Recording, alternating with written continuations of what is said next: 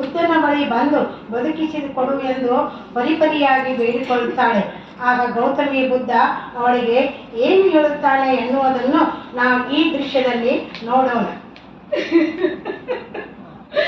ಅಯ್ಯೋ ಮಗುವೇ, ನನ್ನನ್ನು ಬಿಟ್ಟು ಹೋದೆಯ? ನನ್ನ ಜೀವಕ್ಕೆ ಜೀವವಾಗಿರುವ ಈ ಜೀವವನ್ನೇ ಬಿಟ್ಟು ಹೋದೆಯ ನನ್ನ ಕಂದ?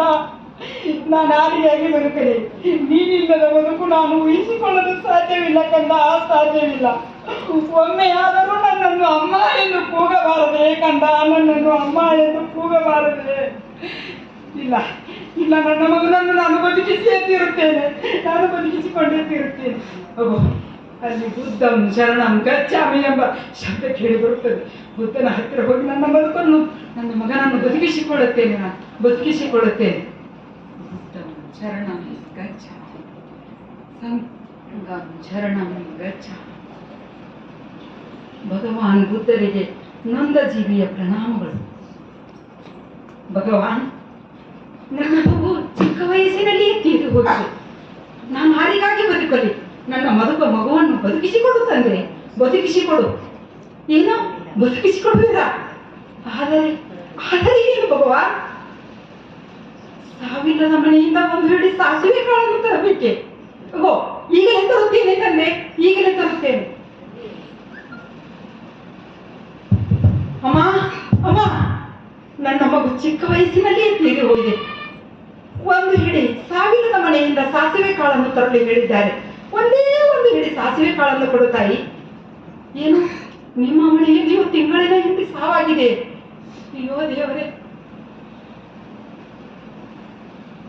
ಅಯ್ಯ ಅಯ್ಯ, ನನ್ನ ಮಗು ತೀರಿ ಹೋಗಿದೆ. ಸಾವಿರದ ಮನೆಯಿಂದ ಒಂದು ಹಿಡಿ ಸಾಸಿವೆ ಕಾಳನ್ನು ತರಲು ಹೇಳಿದ್ದಾರೆ. ಒಂದೇ ಒಂದು ಹಿಡಿ ಸಾಸಿವೆ ಕಾಳನ್ನು ಕೊಡಿ, ಒಂದೇ ಒಂದು ಹಿಡಿ. ಏನು, ಒಂದು ವಾರದ ಹಿಂದೆ ನಿಮ್ಮ ಮನೆಯಲ್ಲಿಯೂ ಸಾವಾಗಿದೆ. ಎಲ್ಲಿ ಹೋಗಲಿ ನಾನು? ಅಲ್ಲಿ ಒಂದು ಮನೆ ಕಾಣುತ್ತೇನೆ, ಅಲ್ಲಿಗೆ ಹೋಗುತ್ತೇನೆ.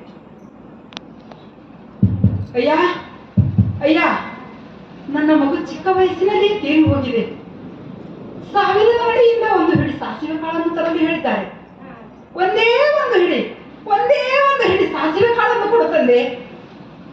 ಏನು, ನಿಮ್ಮ ಮನೆಯಲ್ಲೂ ನಿನ್ನೆ ಸಾವಾಗಿದೆಯಾ? ಅಂದರೆ ಸಾವಿರದ ಮನೆಯು ಯಾವುದೂ ಇಲ್ಲವಾ? ಸಾವಿರದ ಮನೆಯು ಯಾವುದೂ ಇಲ್ಲವಾ? ನಾನು ತಪ್ಪು ಮಾಡಿದೆನಾ? ಅಯ್ಯೋ, ನಾನು ತಪ್ಪು ಮಾಡಿದೆನಾ? ಭಗವಾನ್ ಭಗವಾನ್ ಭಗವಾನ್, ನನ್ನನ್ನು ಕ್ಷಮಿಸಿ ತಂದೆ. ಭಗವಾನ್ ಬುದ್ಧರಿಗೆ ನನ್ನನ್ನು ಕ್ಷಮಿಸಿ. ಹುಟ್ಟಿದವನು ಒಂದು ದಿನ ಸಾಯಲೇಬೇಕೆಂಬ ಸತ್ಯದ ಅರಿವು ನನಗೆ ಇವತ್ತಾಯಿತು. ನನ್ನನ್ನು ಕ್ಷಮಿಸಿ ತಂದೆ. ನನ್ನನ್ನು ನಿನ್ನ ಶಿಷ್ಯಳನ್ನಾಗಿ ಮಾಡಿಕೊಂಡು ನನ್ನನ್ನು ಪ್ರತಾಪವನ್ನಾಗಿ ಮಾಡಿ ತಂದೆ. ಭಗವಾನ್ ಬುದ್ಧರಿಗೆ ಬುದ್ಧಂ ಶರಣಂ ಗಚ್ಚಾಮಿ, ಸಂಘಂ ಶರಣಂ ಗಚ್ಚಾಮಿ.